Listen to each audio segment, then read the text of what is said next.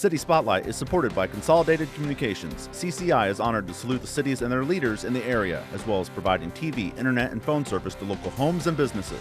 We live where we work and are proud to support the communities we serve. More information available at consolidated.com. Hello and welcome to City Spotlight. We've made it to the end of another season here on City Spotlight, 6 seasons of City Spotlight. 17 communities have been featured over the past 5 years of production.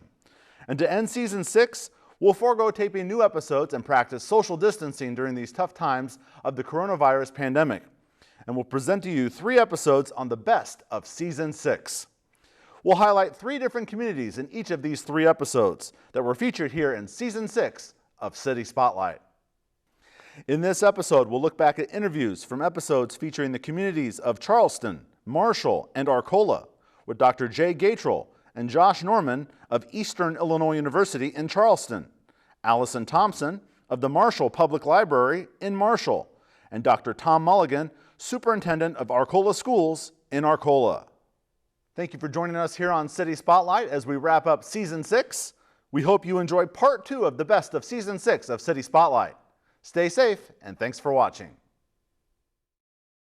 You know, it really was a phenomenal year for us, just with our overall enrollment growing, total head count of 3.7%, so another year of growth. And after having 24.5% increase in our freshman class, then again seeing another 12.5% increase.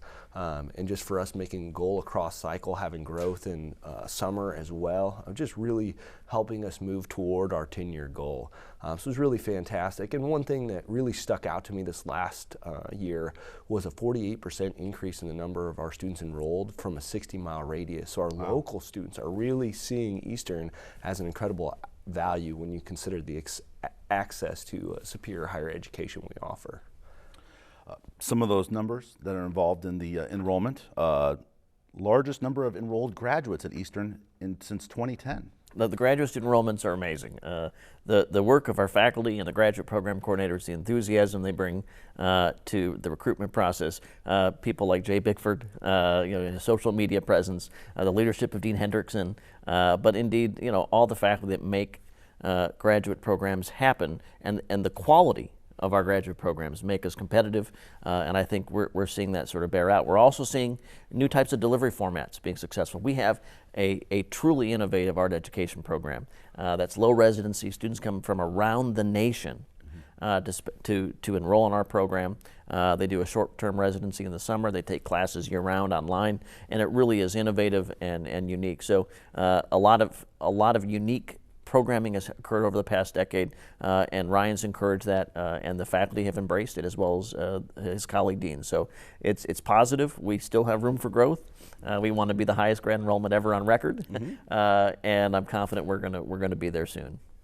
I know that during graduation, one of the early moments in the graduation ceremony is the recognition of the international students, and you have 330 plus international students, and the more impressive number I think is from 61 different countries. Yeah, and that really was a surprise to us, as we anticipated issues with visa process, which was what we experienced last year. So the president and the provost and I were really happy. Andy and his staff over in the Office of International Student Scholars have been working so hard and diversifying their strategy to make sure that population continues to grow, and their efforts did bear that fruit, that we saw that overall enrollment growth. So really huge kudos to them for this past academic year. Some of the information that I gathered for our discussion today came from Dr. Glassman's State of the University address, which was October 3rd, and he mentioned your enrollment management team completed 66 action items. Sure. And, out of about 1,000. He is one of the most ambitious planners I've ever seen.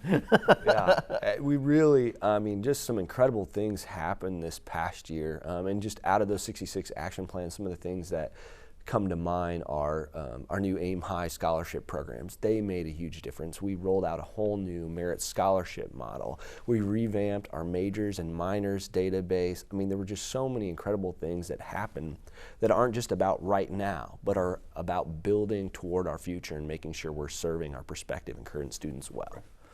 And your goals for moving forward, as Dr. Glassman listed, 84, so you've upped the ante, as they say.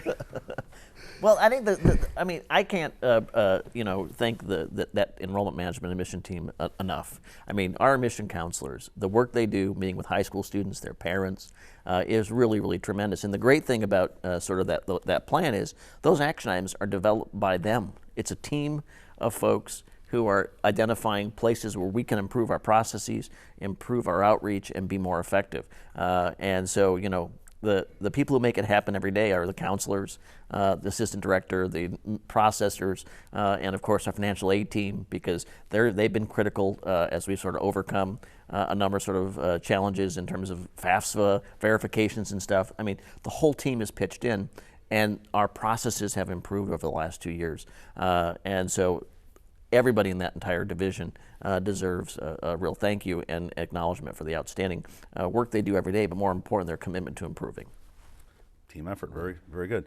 Moving on, about 10 days later, after those enrollment numbers came out, about September 13th, the EIU Board of Trustees approved some new programs moving forward. We have a Master's of Science in Exercise Physiology, Master's of Science in Sports Administration, and a Bachelor's of Science in Nursing. Jay, tell us about those new programs.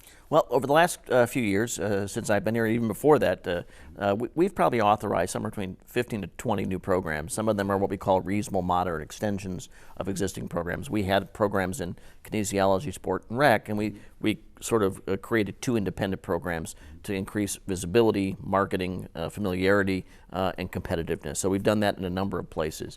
We're also looking at creating new programs that speak to mission and market simultaneously. And so we think that nursing program does that. It builds on our existing RN to BSN program, and we were very pleased to see the Board of Trustees support that initiative. And it's a long road. We're not there yet. We have a number of approvals to get. I'm pleased to say we just got approval from the IBHE, the Illinois Board of Higher Education, for that. And next we go on to the Higher Learning Commission and the Illinois Board of Nursing. So, but every program we develop is really the result of faculty leadership and faculty effort. And so, had the nursing faculty not pitched in all summer long, and it was an all summer long campaign to create this initiative, we wouldn't be where we are today. So I can't thank the nursing faculty, and Renee, Sue, Holly enough, as well as the leadership of interim Dean Lord and now the new Dean, Aslam Erison. So it's exciting to build new programs. We're not there yet, but we are looking for this to be a real sort of growth opportunity for our institution. We get over 1,000 inquiries a year from people who want to be nursing majors, which, since we didn't have a nursing major, is amazing. Right. So, we're really optimistic that this is going to be a win-win for our students, our region, and of course the workforce needs of our healthcare system, whether it's St. Anthony's, Sarah Bush, Carl, Horizon, on various partners around the area. The state of Illinois approved a capital program bill, which will help with construction renovations across the state. And part of that will hopefully bring a potential new science building to Eastern. Talk about what that's all about. Well, we're pretty excited about the capital bill that the legislature and the governor signed, legislature approved, governor signed. That's a 6-year sort of program. So as they generate revenue, they'll allocate that to existing projects. Our science building's been on the list for a long time. It is our number 1 priority for capital projects. It really, President Glassman, whenever he meets with legislators, always said, I have one priority, a science building, and a science building. And it's going to allow us to really sort of move a level above in terms of facilities, as well as opportunities for our students and our faculty. So we anticipate in the next 6-year window, in that sort of project window, that the science building will become a reality. Right. They have to collect some revenue. It's not going to be tomorrow. Absolutely. But we see it. It's real, and it is due in large part to the leadership of our local state legislators and their leadership, as well as the commitment of President Glassman to make it a priority time and time again. Allison is not a stranger to the WEIU TV airwaves. She was a storyteller for the Marshall Our Story program. But Allison, you're a first-time guest here on City Spotlight. Can you tell our audience a little bit about yourself, please? Yes, so I've been the Marshall Public Library Director for a little over 5 years. And I began as the Assistant Director under Nancy Claypool, worked with her for about 6 months and then took over as the Director. We have about 8 staff members consistently here at the library. My background is in business, but also in education. So the library position has been a very great marriage of the two backgrounds. Excellent. We talked briefly about the Marshall Public Library on our last Marshall episode back when we taped in May at the opening of the new Marshall Pool. We learned about some recent renovations that took place there. Before we talk about those renovations, Allison, can you give our audience at home a little bit of history of not just the library, but the building that the library is currently in? One of the things that we did this last June was added the 23rd Wall Dog mural to the city of Marshall. And if you've been to Marshall, you know that these wall dogs tell a story of Marshall's history. Yes. And this mural is no exception, and it highlights the building's history. Each of our downtown historic buildings have a pretty rich history, and the libraries is no exception. So it highlights the beginning with a late 1800s picture of a farm implement store. It was called C.A. Dixon Farm Implements, and so they actually made buggies in the building, and then it became a Ford Auto in the 1920s and 30s. Then it went to become a Kroger, and then a Red and White. People remember it as a Red and White as well. And then I think what most residents remember is that it was a Western Auto for several years in Marshall. And then since 1995, the larger portion of the building were actually 2 historic buildings. The larger historic building became part of the Marshall Public Library. Very good. Again, we talked briefly with Mayor Treves and Jennifer Bishop back in May about some of the renovations. Kind of revisit that a little bit. What are you excited about the most recent renovations to the library? We have been hoping for some time to do some renovations. There was a major renovation in 1995, but since then things have changed. Our staff has grown, the demands of the public and their desires on usability have also changed, and so we've been hoping for a renovation for some time. And we received a bequest from a former Handy Writer Colony member, Sonny Daly, Edwin, he was known as Sonny Daly, and that bequest really gave us what we needed to begin the renovation process. And so we applied for a state grant, and we were able to get a construction grant from the Illinois State Library.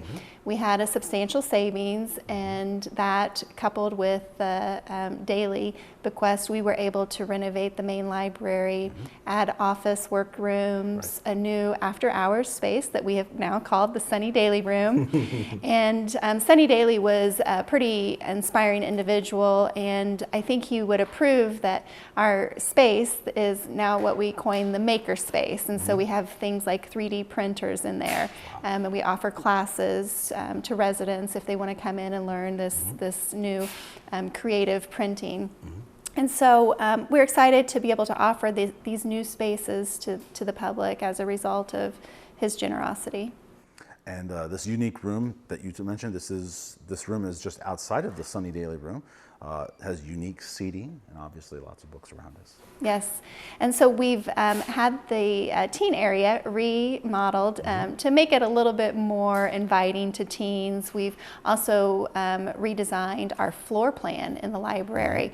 It used to be that the space was sort of divided into 2 sections. It was hard to see, a little bit dark, and so now we've really opened things up. The visibility, the flow is really much more conducive to what people desire. Marshall Public Library has a long history of providing exhibits to the community. One of the things that we've discovered is that our community really desires and sort of demands to have educational opportunities. We're a community of lifelong learners, and one of the ways we're able to meet that demand is by offering meaningful exhibits. Over the past decade or more, we've been able to offer almost annually a large-scale exhibit. We've hosted 5 different Museum on Main Street exhibits, which are part of the Smithsonian exhibit, their museum. They actually developed these to travel across the United States. We've hosted 2 NASA exhibits. We've hosted Pally Foundations. We've hosted Lincoln exhibits. And upcoming in 2020, we have another Pally Foundation exhibit coming, which will be highlighting America's wolves and how they've changed the landscape. Right. And then also, which we're very excited about and honored to have received, the opportunity is a United States Holocaust Museum traveling exhibit. So it will actually be an exhibit that they have on display in Washington, D.C. that they've made into a traveling exhibit, and it's called Americans and the Holocaust. And that will be spring 2021. Wow, very exciting. We'll have to get caught up with you as those approach. Very good. Tell us about some of the other things that you offer here at the Marshall Public Library. We strive to provide programs for all ages. So we start as young as 0 to 3 years of age. Why not start in the beginning? Right.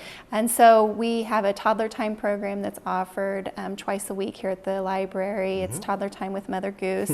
Mother Goose actually travels in the summer, and she goes to a couple of different locations here in town, and we call her Mother Goose on the Loose.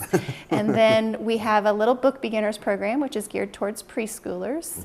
And then once they get into school, we offer some annual programs for 1st and 3rd graders, and we try to have a meaningful actor portrayal. And so 1st and 3rd grade will come annually to the library, and they'll get to view some sort of historic figure. And so we have Laura Ingalls Wilde, who will be coming as an actor portrayal of this coming spring. And then we have, for 2nd graders, it's called I Can Read. We really try to work with the schools and get children into this library at a young age so that they're utilizing and are familiar with all of our different programs and opportunities.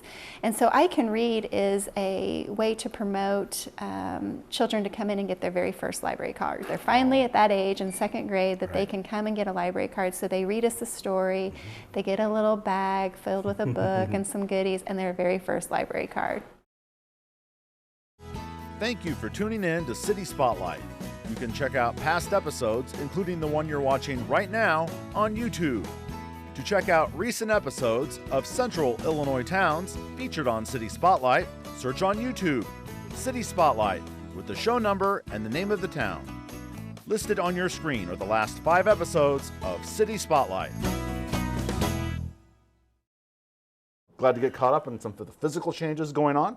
One thing that you talked about last time on was the Project Lead the Way engineering program. Get us caught up on that, please. Yeah, sure.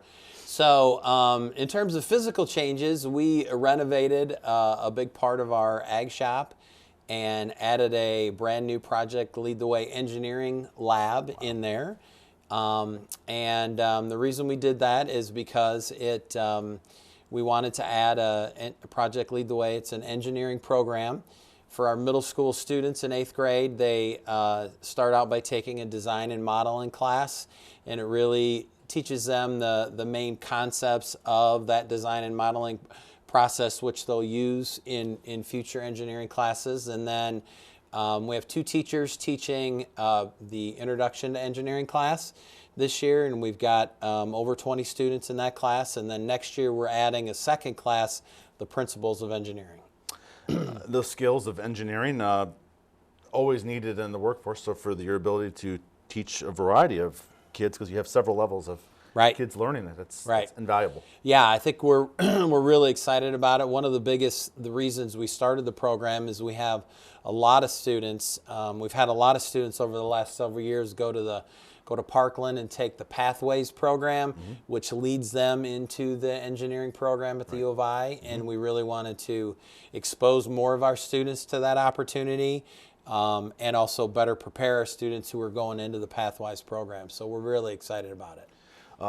You've gotten feedback from the students that are a part of the program? Yeah, we've got great feedback. I did an article a couple months ago. I actually had a lot of quotes from the students, and they just, it's just a different course for them. It's very much hands-on. It's very much real world learning. It's solving real life problems, and I think they love the class so far. And again, as a superintendent, educator, you're adding something else to the things that your school district offers, and you're seeing that the students are enjoying it. So it's absolutely. definitely I mean, worth it. and it really connects right with our first strategic goal of our district, which is career and college readiness, and so that was a really successful implementation.